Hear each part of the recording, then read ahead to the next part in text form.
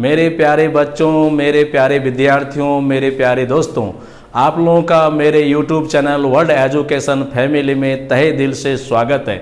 आप लोगों के बीच मैं आज फिर एक बहुत ही सुपर धमाका एक विवादित टॉपिक लेके आया हूं और वो विवादित टॉपिक है, क्या टेंस के स्ट्रक्चर में ऑब्जेक्ट लिखना सही है। गौर करेंगे, क्या टेंस के स्ट्रक्चर में ऑब्जेक्ट लिखना सही है। जैसा कि मैंने अपने जीवन में 90% टीचर्स, प्रोफेसर और राइटर्स को देखा कि वो टेंस के स्ट्रक्चर में ऑब्जेक्ट लिखते हैं। मेरा खुला चैलेंज दुनिया के 90% राइटर से है कि आपने राइटर हो करके टेंस के स्ट्रक्चर में ऑब्जेक्ट कैसे लिख दिए, आपने कैसे ऑब्जेक्ट लिख दिए।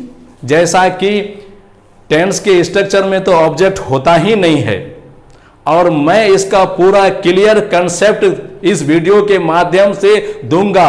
और दुनिया में जितने भी राइटर्स हैं और वे राइटर्स, वे क्या कहता है, इंग्लिश मीडियम, हिंदी मीडियम में लिखने वाले राइटर से मेरा खुला चैलेंज है कि आप आज इस वीडियो को देखने के बाद अपना ग्रामर का जो टेंस के स्ट्रक्चर है उससे ऑब्जेक्ट प्लीज हटा लीजिए। मैं आपको पूरा क्लियर वो ज्ञान दे देता हूं। आप भले वो ज्ञान आपके पास नहीं है, आप नहीं लिए हैं, नहीं जानते हैं, लेकिन मैं इस वीडियो के माध्यम से आपको क्लियर कंसेप्शन दे देता हूं कि टेंस के स्ट्रक्चर में किसी भी कंडीशन में, किसी भी सूरत में, किसी भी हालत में ऑब्जेक्ट लिखना सरासर गलत है। टेंस के स्ट्रक्चर में ऑब्जेक्ट नाम का कोई स्ट्रक्चर नहीं होता है। आप लोगों से मेरा पोलाइटली रिक्वेस्ट होगा कि इस वीडियो के अंत तक बने रहेंगे और इस ज्ञान को ले लेंगे। इवन मेरा खुला चैलेंज और कहना है, जो बड़े बड़े टीचर्स और राइटर्स और विद्वान क्या कहता है प्रोफेसर हैं, जो अपने टेंस के स्ट्रक्चर में क्या कहता है कि ऑब्जेक्ट लिखे,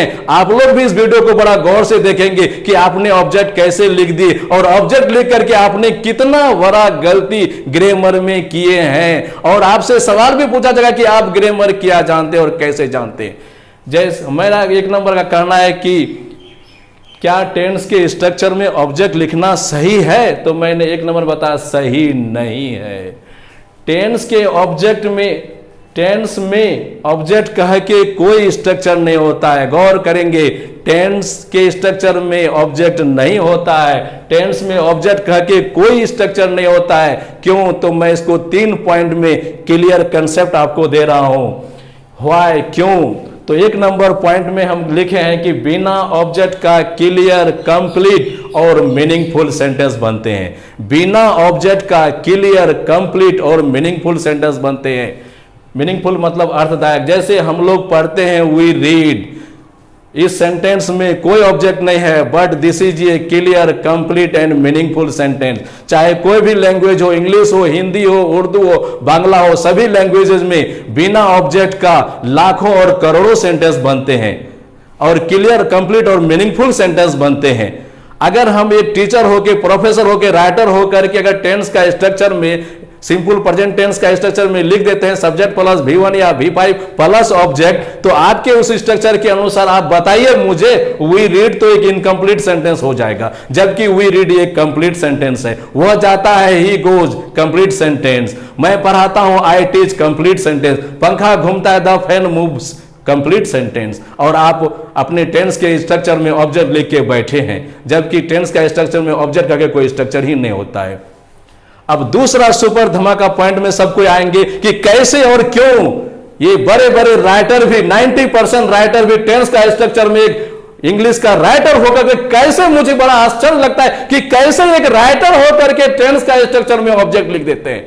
मैंने इंग्लिश मीडियम का भी, CBSE का भी, अपने बिहार BTVC का हजारों राइटर का क्या कहता है टेंस के स्ट्रक्चर में देखा हूं कि बेचारे ऑब्जेक्ट लिख के बैठे हुए हैं। तो मैं आप लोगों से कहता हूं, मैं जितने भी पूरे दुनिया में इंग्लिश के राइटर हैं, गौर करेंगे, पूरे दुनिया में जितने भी इंग्लिश के राइटर्स हैं, टीचर को आप गोली मारिए, प्रोफेसर को गोली मारिए, जितने भी पूरे दुनिया में इंग्लिश के राइटर्स हैं, और आप जो टेंस का स्ट्रक्चर में ऑब्जेक्ट लिखे, मैं 2 नंबर पॉइंट में आपको और आपके नॉलेज को, आपका ग्रामर को जीरो में उठा के फेंक देता हूं। आप यहां पे गौर करेंगे कि इंट्रांजिटिव वर्ब में ऑब्जेक्ट नहीं होते हैं। गौर करेंगे आप लोग, आप भी जानते हैं, लेकिन आपने गलती करके बैठ गए हैं। आप भी जानते हैं कि इंट्रांजिटिव वर्ब में ऑब्जेक्ट नहीं होते हैं, और 90% दुनिया का राइटर का स्थिति क्या है कि वे खुद अपने अनुसार टेंस को नहीं समझे हैं, वे देखा देखी ही उतार दिए हैं। Subject plus V1 V5 plus object, देखा देखी आप उतार दिए हैं।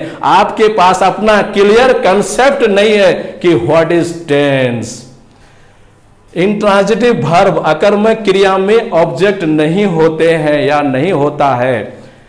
अकर्मक क्रिया बिना कर्म का क्रिया, यानी वैसे क्रिया जो अपने साथ कर्म यानी ऑब्जेक्ट नहीं लेते हैं। जैसे बच्चा रोता है, द चाइल्ड वीप्स, वह हंसती है, सी लाफ्स, वह मुस्कुराती है, सी स्माइल्स। ये weep, laugh, smiles intransitive verb है। और मैं खुले चैलेंज करता हूं पूरे दुनिया के 90% राइटर्स जो अपने टेंस के स्ट्रक्चर में ऑब्जेक्ट लिखे कि भाई साहब मैं आपको प्यार से कहता हूं, उर्दू में एक मशहूर शेर है, मेरा कहने का मतलब विवाद खड़ा करना नहीं, मेरा कहने का मतलब है तशरीफ में सुधार लाया जाए। गलत गलत है, आपको भी स्वीकार करना होगा इस वीडियो को देखने के बाद कि गलत गलत है कि टेंस के स्ट्रक्चर में ऑब्जेक्ट नहीं होता है। क्योंकि अगर हम टेंस का स्ट्रक्चर में ऑब्जेक्ट शो कर दिए तो फिर हम उस टेंस के पढ़ाई में इंट्रांजिटिव वर्ब का इस्तेमाल कैसे करेंगे। बच्चा रोता है, the child weeps, weep verb तो इंट्रांजिटिव है, वो तो किसी भी कंडीशन में ऑब्जेक्ट लेगा ही नहीं। मैं दुनिया में जितने भी स्टूडेंट्स हैं, टीचर्स हैं, प्रोफेसर हैं, राइटर्स हैं, आपसे मैं कहना चाहता हूं कि वीप वर्ब के साथ आप ऑब्जेक्ट सेट कीजिए, आप लाभ वर्ब के साथ ऑब्जेक्ट सेट कीजिए, स्माइल वर्ब के साथ ऑब्जेक्ट सेट कीजिए। कभी जिंदगी में ये वर्ब्स अपने साथ ऑब्जेक्ट नहीं लेंगे, क्योंकि ये इंट्रांजिटिव वर्ब है। और इंट्रांजिटिव वर्ब का हिंदी होता है अकर्मक क्रिया, वे क्रिया जो अपने साथ ऑब्जेक्ट नहीं लेते हैं। तो आप प्रोफेसर हैं, टीचर हैं, आप क्या कहते हैं राइटर हैं, आप क्या कहता है टेंस का स्ट्रक्चर में ऑब्जेक्ट लिख दिए हैं। तो मैं आपसे कहता हूं कि आप अपना टेंस का पढ़ाई में बच्चा रोता है, द चाइल्ड वीप्स का एग्जाम्पल कैसे दीजिएगा, क्योंकि ये तो ऑब्जेक्ट लेगा ही नहीं। और this is a very common sentence, ये तो टेंस का बहुत ही सुपर धमाका सेंटेंस है, डेली स्पोकन का धमाका सेंटेंस है। और सबसे मेरा आपसे गौर करने का बात है कि आप जो राइटर हो करके टेंस का स्ट्रक्चर में ऑब्जेक्ट शो कर दिए, तो फिर आपका क्या कहता है पढ़ाई में, टेंस के पढ़ाई में इंट्रांजिटिव वर्ब का कैसे एग्जाम्पल आएगा। आप कैसे इंट्रांजिटिव वर्ब का टेंस में एग्जाम्पल देंगे, आप कैसे एग्जाम्पल देंगे। बच्चा रोता है, द चाइल्ड वीप्स, वो हंसती है, सी लाफ्स, वो मुस्कुराती है, सी स्माइल। ये सारे एग्जाम्पल तो आएंगे ही नहीं। आपका पूरा टेंस के पढ़ाई में इंट्रांजिटिव वर्ब का एक भी एग्जाम्पल नहीं आएंगे। जब आपने राइटर होके, टीचर होके, प्रोफेसर होकर के टेंस के स्ट्रक्चर में ऑब्जेक्ट शो कर दिए हैं, तो आपका पूरा एग्जाम्पल में सिर्फ और सिर्फ ट्रांजिटिव वर्ब का एग्जाम्पल होगा, क्योंकि सिर्फ ट्रांजिटिव वर्ब ही अपने साथ ऑब्जेक्ट लेते हैं, इंट्रांजिटिव वर्ब तो ऑब्जेक्ट नहीं लेते हैं। ग्रामर ही तो मुझे कहा है, मैं भी तो ग्रामर पढ़ के ये सारी बात सीखा हूं। ग्रामर ही कह रहे हैं कि ट्रांजिटिव वर्ब में ऑब्जेक्ट होता है, इंट्रांजिटिव वर्ब में ऑब्जेक्ट नहीं होते हैं। लेकिन आप प्रोफेसर होकर, राइटर होकर के अपना टेंस के स्ट्रक्चर में ऑब्जेक्ट लिख के बैठे हुए। तो आप बताइए मुझे, आप अपने टेंस के पढ़ाई में कैसे इंट्रांजिटिव वर्ब का एग्जाम्पल देंगे, कैसे आप एग्जाम्पल देंगे बच्चा रोता है, द चाइल्ड वीप्स। इसलिए दुनिया के सभी विद्यार्थियों से, प्रोफेसर से, टीचर से, राइटर से मेरा पोलाइटली रिक्वेस्ट है कि आप इस वीडियो को देख करके अपना गलती को सुधार लें। मेरा मकसद है दुनिया को ज्ञान देना। मैं ज्ञान देने के लिए ही दुनिया को क्या कहता है कि ये YouTube चैनल खोला हो, और मेरा कोचिंग और YouTube का नाम है वर्ल्ड एजुकेशन फैमिली। ये पूरा दुनिया ही तो मेरे शिक्षा के परिवार हैं। तीसरा सुपर धमाका पॉइंट कि कैसे टेंस का स्ट्रक्चर में ऑब्जेक्ट नहीं होता है। इंग्लिश के सेंटेंस में यह जरूरी नहीं है कि सब्जेक्ट तथा वर्ब के बाद ऑब्जेक्ट ही होगा। इंग्लिश ही क्यों, चाहे वो हिंदी हो, उर्दू हो, बांग्ला हो, दुनिया का कोई भी भाषा हो, ये जरूरी नहीं है कि सब्जेक्ट तथा वर्ब के बाद ऑब्जेक्ट ही होंगे। जैसे मैं एग्जांपल दिया हूं, हम लोग धीरे धीरे पढ़ते हैं, वी रीड स्लोली। सभी बच्चे गौर करेंगे, we subject verb, we subject read verb और स्लोली। दुनिया का 90% लोग, यहां तक कि राइटर भी सोचते होंगे, प्रोफेसर, टीचर भी, कि भाई सब्जेक्ट तथा वर्ब के बाद जो भी होगा वो ऑब्जेक्ट होगा। लेकिन नहीं, गलत। स्लोली वर्ड यहां ऑब्जेक्ट नहीं है, स्लोली वर्ड यहां एडवर्ब है। कैसे, हम लोग धीरे धीरे पढ़ते हैं, जो क्रिया का विशेषता बताए उसे एडवर्ब यानी क्रिया विशेषण कहते हैं। पूरी दुनिया के बच्चों को, स्टूडेंट्स को, टीचर्स को, प्रोफेसर को, राइटर्स को मैं एक झलक गौर करने के लिए अपने इस सेंटेंस पे ले जा रहा हूं। आप प्लीज गौर कीजिए। वी रीड स्लोली में किसी भी कीमत पर स्लोली ऑब्जेक्ट नहीं है। स्लोली वर्ड तो एडवर्ब है। क्यों? क्योंकि वो क्रिया का विशेषता बताते हैं। ऑब्जेक्ट किसे कहते हैं? जिस पर क्रिया का असर या फल या नतीजा पड़े उसे हम लोग ऑब्जेक्ट कहते हैं। जैसे मैं खाना खाता हूं, क्या खाता हूं? खाना खाता हूं। आई ईट फूड। फूड आपका 100% ऑब्जेक्ट है, लेकिन यहां स्लोली वर्ड 100% ऑब्जेक्ट नहीं, एडवर्ब है।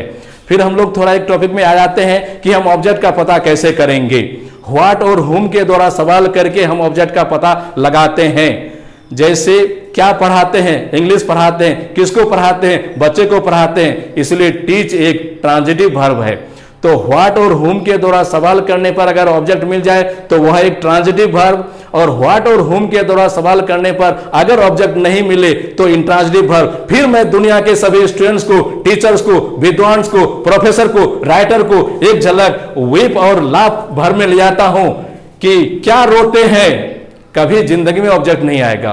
किसको रोते हैं? कोई ऑब्जेक्ट नहीं आएगा। तो मैंने अभी जस्ट कहा बड़े बोल्ड और अंदाज में कि वीप वर्ब के साथ किसी भी कीमत पर ऑब्जेक्ट नहीं होगा, क्योंकि वीप एक इंट्रांजिटिव वर्ब है। ठीक उसी तरह से लाफ एक इंट्रांजिटिव वर्ब है। आप व्हाट और हुम के द्वारा सवाल करके देखो कि लाफ वर्ब के साथ कोई ऑब्जेक्ट आ रहा है? क्या हंसते हैं? कोई ऑब्जेक्ट नहीं। किसको हंसते हैं? कोई ऑब्जेक्ट नहीं। तो क्या रोते हैं? कोई ऑब्जेक्ट नहीं। किसको रोते हैं? कोई ऑब्जेक्ट नहीं। Thank you my friends.